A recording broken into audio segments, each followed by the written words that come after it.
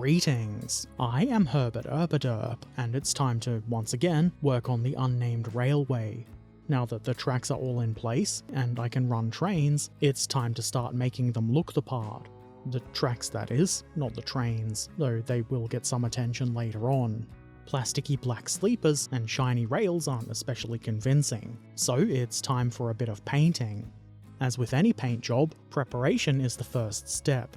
Though, unlike most paint jobs, I won't be priming here, so all preparation really involves here is masking over things that you don't want to get all painty, which is pretty much just points.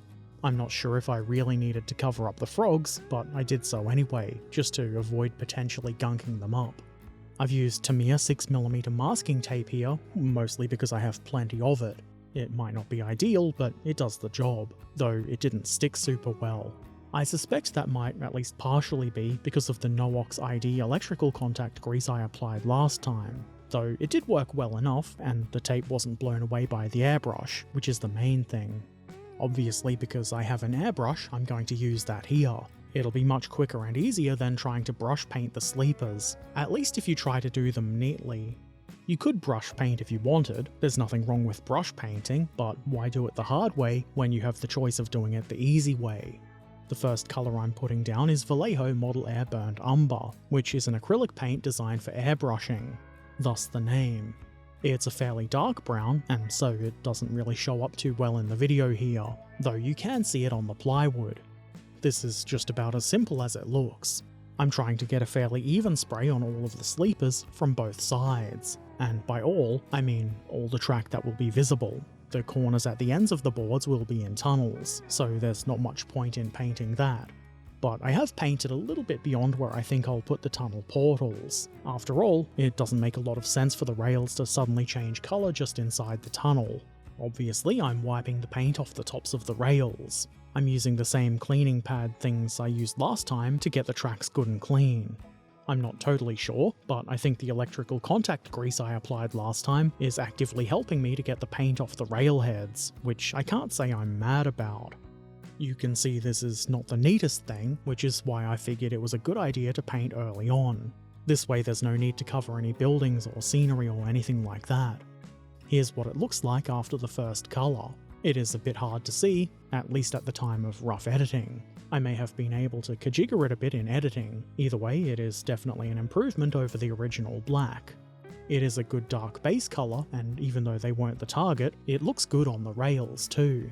I generally don't really like to paint things one colour and just leave them at that. I like a bit of variety. So I airbrush on another coat of paint, this time Vallejo Model Air Nato Brown. Of course, Nato doesn't have anything to do with railway sleepers, I'm just using colours I already had. It doesn't need to say sleepers on the bottle, nor does it have to be a railway specific paint. It's basically applied in the same way as before. I'm again trying to get it on all surfaces of the sleepers, though at the same time, I'm not trying to obscure the previous colour, so I try not to apply this too heavily. That means keeping the airbrush moving and not getting too close to the track. Next, one more airbrush layer. This time I'm using Model Air Camouflage Pale Brown. This layer is a bit different. I'm using this one to add a bit more variety, so I'm not aiming for all the sleepers, more a sort of random spraying, just to make it look like the sleepers have all aged a bit differently and have slightly different levels of weathering. It is kind of subtle, but that's the kind of thing I like, and here's what it looks like now. I think it looks a lot better than it did after the first coat. I think it might be a bit more obvious and stand out a bit better if the roadbed wasn't painted the same colour, but that is kind of unavoidable. This isn't the finished product though, so it would be kind of silly to judge it as such.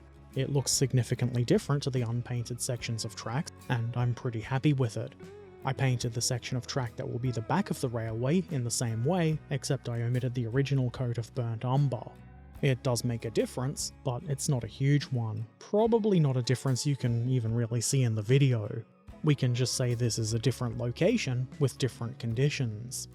At some point, I figured that something firm with the cleaning pad, much like you'd use a sanding block with sandpaper, was a good idea. This sped up the process of removing paint from the rail while reducing the chance of the pad brushing along the sleepers and removing paint from them. Though I do have some sleepers where a small bit of paint has been removed. It can always be fixed later though. In an attempt to add some interest, I brush painted the original base colour, burnt umber, onto a couple of individual sleepers.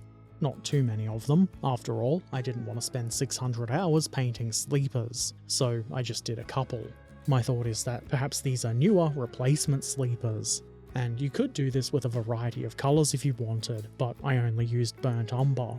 Now it's time for a bit of dry brushing. To save time, I'm going to assume you already know what that is and how it works. It is a pretty simple technique. For this I'm using Vallejo Model Color German Camouflage Beige, which is quite a light colour, so I'm doing this very lightly. If you go too heavily with it, it'll create a stark highlight and look kind of weird.